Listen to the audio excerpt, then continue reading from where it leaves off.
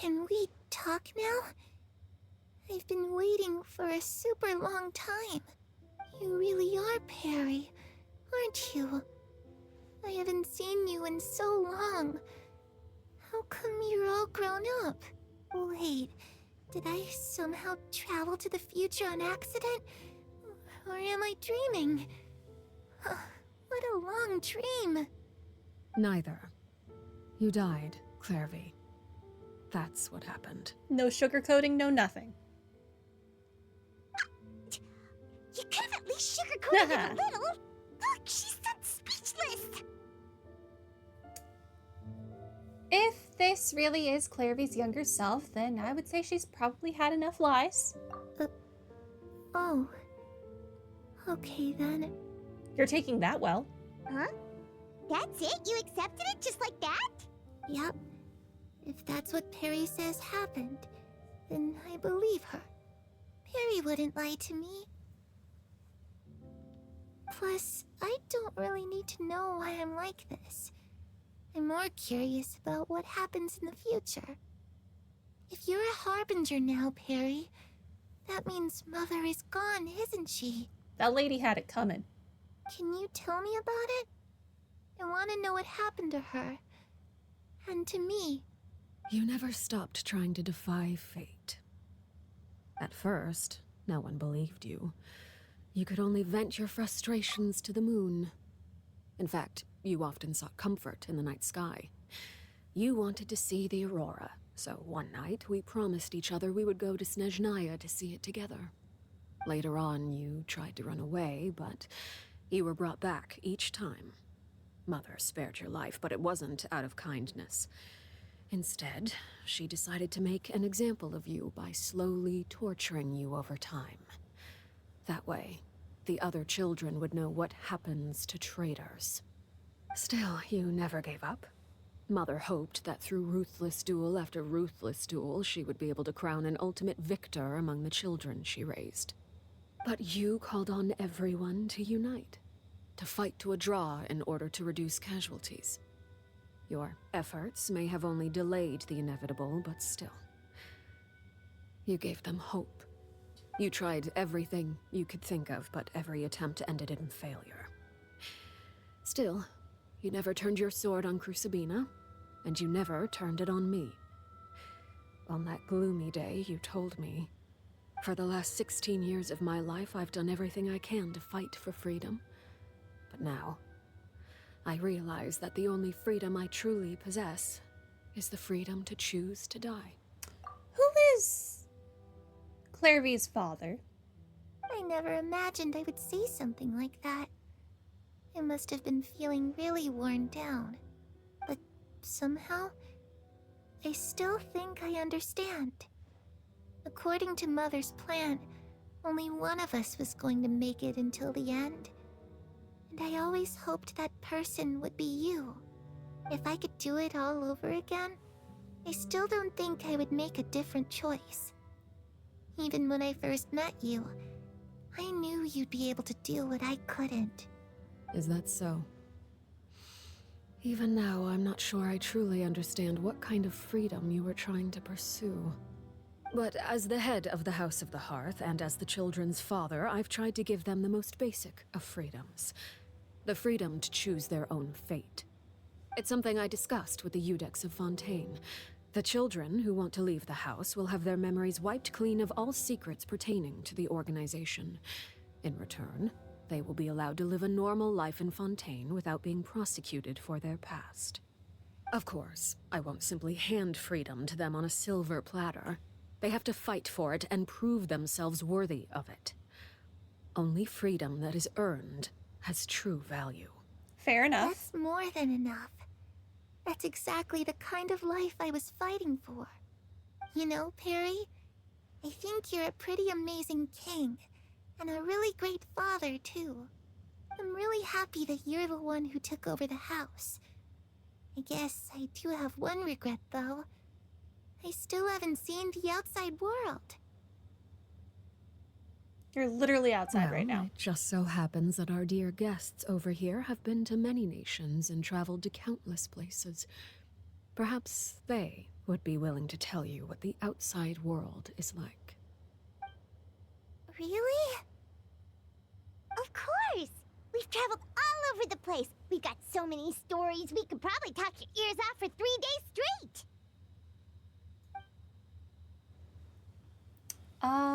Sure. Let's start with the land of Animo, nation of freedom.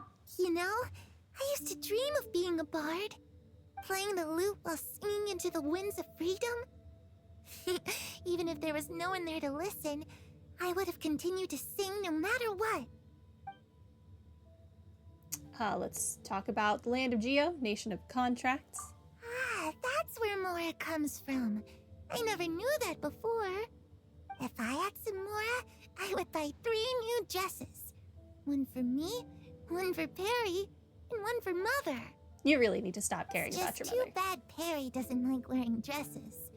And Mother, she probably wouldn't accept something like that either. I guess I'd just have to keep them all for me then. I could wear a different one every day. For 3 days, because you have 3 dresses. Let's talk about the land of Electro, nation of eternity. Those yokai you mentioned, what do they look like? Awesome. I once saw a drawing of this one guy with horns on his head and a super scary face. Are there any yokai like that? Yeah, his name is Oh, it Ito. sounds like you're talking about an Oni. Yep, we've met one, and let Paimon tell you, they're not nearly as scary as they look. Okay, let's talk about the land of Dendro, nation of wisdom. I was always too afraid to skip Mother's fighting lessons. But at the academia, I bet you could do all sorts of secret things in class. Things that have nothing to do with studying. I'm just kidding. Being able to study whatever you want without having to fear for your life actually sounds pretty great. Yeah, now that the Academia is not trying to brainwash everyone, tell Clervie all about the various The nations he visited. situation was super dangerous. Lenny and Lynette were accused of committing a crime, and they were going to have to stand trial at the Opera Epicles. Oh no, that must have been hard for all of you. What happened next? Don't worry, we were able to turn the situation around super quickly, all thanks to Detective Paimon, of Oh my course. gosh, those glasses and the How'd mustache you again. do that? Come on, tell me. Okay, so it was like this. After the failed magic show, we rushed to the scene and... Clervie is listening really intently to Paimon's story about our time in Fontaine. She seems really happy, like all her troubles have been forgotten. Maybe this is the first time she's been able to truly relax, but I'm not sure how long this moment can last. Shadows don't have the capacity to learn or grow. Any new information they encounter is quickly forgotten over time. As time passes, she'll probably forget everything we've told her and go back to being that scared little girl who could only hide in the shadows. Huh, I was so busy thinking, I almost didn't notice. The sun has risen.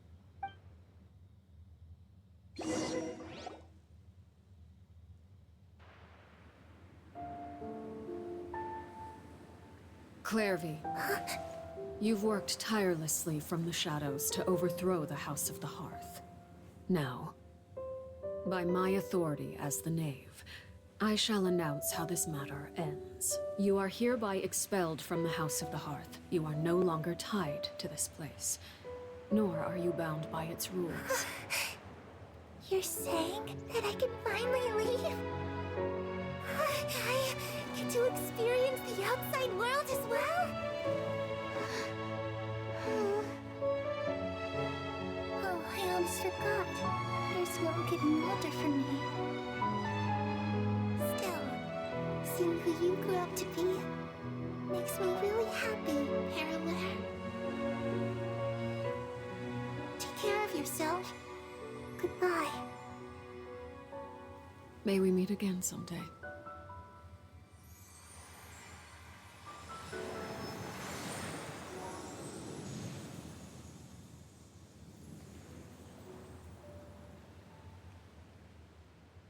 Clervie. left so soon. Paimon didn't even get to finish her story. Is that what you're upset about? That you didn't get to finish your story? I also have certain sentiments left unsaid. I wanted to tell her that the aurora I saw in Snezhnaya was just as beautiful as the ones in the pictures. But a shadow's memories reset at dawn. Had we delayed any longer, we wouldn't have had the time to say goodbye. Whatever regrets may linger, let them be lost to the coming of a new day. Father? It's Linny! Hey, Linny!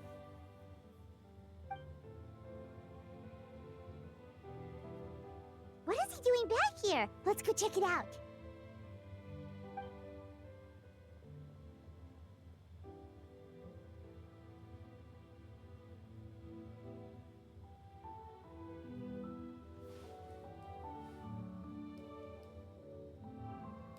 Father, the bottled flames have been administered. Filio and the others have left the house. And you? What have you decided? They're not leaving. Thank you for giving us that choice, Father. But we never wanted to leave the house. It's the only home we've ever known. Lynette and Fremine feel the same way. They're recuperating back at the Hotel Bouffe d'été. But I decided to come back and tell you where we stood. I'm sure you're well aware of the expectations I have for you. I want you to follow in my footsteps and become the next king of the house. Yet you seem to have different ideas.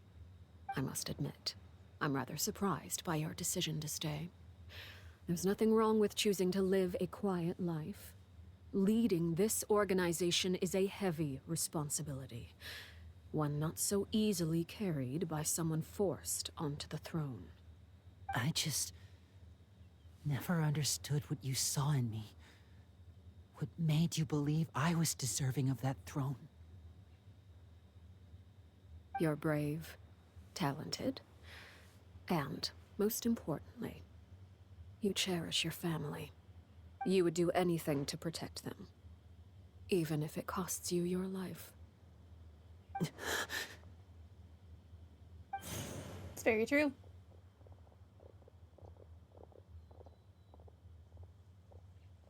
Speaking up back there was so brave of you, Linny. It's all thanks to you that we were able to convince Father to back down. You're a hero, Linny. Hero. Father is the real hero. Had Father gone all out during the duel, there's no way I would have walked away with my life. She must have had it all planned from the beginning, from the very moment she suggested a duel. She had I'm it not planned out deserving of well that title. before that. I'm not strong enough or smart enough. You're wrong. In my opinion, all you need to be deserving of the throne is conviction and the necessary strength to act on it. We may have different ideas of what it means to be a family, but you can hardly be said to lack conviction. What you truly lack is strength. For someone of your talent, though, that's something that will come with time. Even without that strength, you still chose to face me in a duel, even though the odds were stacked against you. That capacity to honor your convictions is what I truly see in you. Father. No one knows what the future holds, what tragedy or triumph may be in store.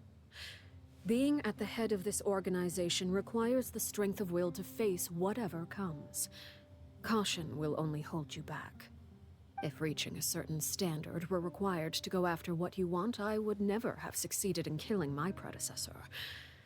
Back then, there was still a considerable gap between our abilities. Strength may decide the ultimate victor, but those who let a lack of strength dictate their decisions or undermine their convictions will never be worthy of the throne. I understand, Father. Thank you. Children must grow up to surpass their parents. Only then can a family continue to flourish.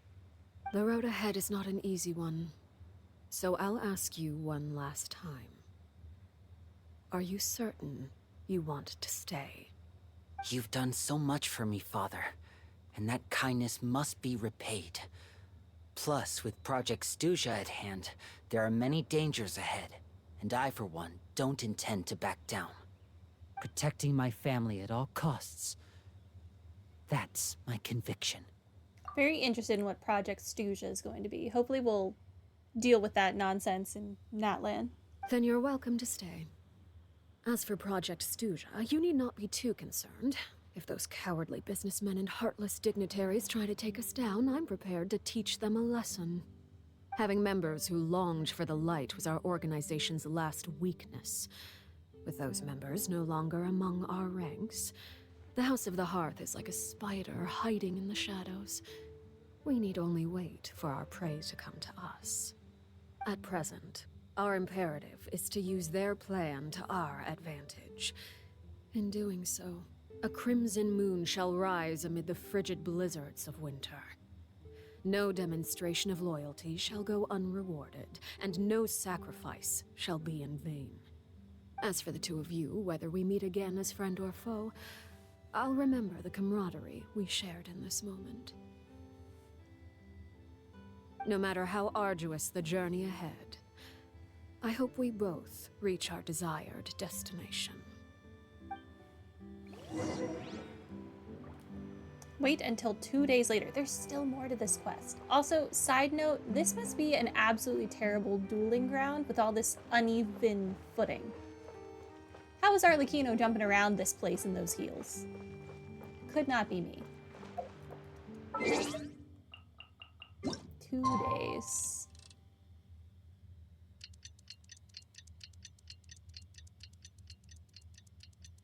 And now we wait. Man, whoever announced like quality of life changes for the game in the live stream today, why can't one of the quality of life changes be getting to skip this clock timer? Just let me hit X to skip, please. To survive hardship. Didn't Linny say that Lynette and Fremine were recovering at the Hotel Bouffe d'été? Ooh, Paimon wonders how they're doing. Maybe we should go check on them. All right. To the hotel that I didn't know existed.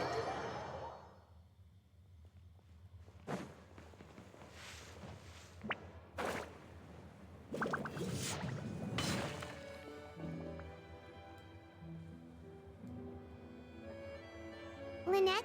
Fremine? How are you feeling? Oh, it's just their house. That's what this place is called. Much better. Whew, what a relief. What about you? Are you feeling all right? Yep, I am totally fine. I knew you'd come out unscathed. Us, on the other hand, well, we've been bedridden for 2 days. I couldn't even turn over. Oh, and I wanted to ask, is Clervie gone? Linny and the other Yeah. members have left Poisson and returned to the House of the Hearth. According to him, there haven't been any more sightings of a spirit roaming the house. Her wish has been fulfilled. I see. I'm glad. Father came to check up on us 2 days ago and told us about what happened with Crucibina and Clervie. Actually, I've met Crucibina before. I'm sorry, what? How? I feel like she should have been dead before Arlecchino. What? Wait, what? You've met the former me? She should have been dead before you were like alive. Crucibina died a year after Clervie. It was during the year between their deaths that I joined the House of the Hearth. You've been here since before Arlecchino took over? Huh. Crucibina had an extremely cruel and radical way of doing things. While she was alive, The atmosphere in the house was suffocating. When I joined, though, the experiment she valued so much had already come to an end, and all the people involved, dead and injured alike, were gone.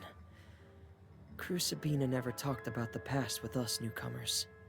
A couple of months after I joined, Father killed Crucibina and burned all her files. With that, the names of all the people subjected to her experiments, Clervie included, were lost to the flames, along with the painful memories they represented. Father took in Lenny and me a couple months after that, but she never mentioned anything about Crucibina or Clervie. It really seems like something she was planning to keep to herself. The last time you talked to her, did she mention why she kept it a secret for so long?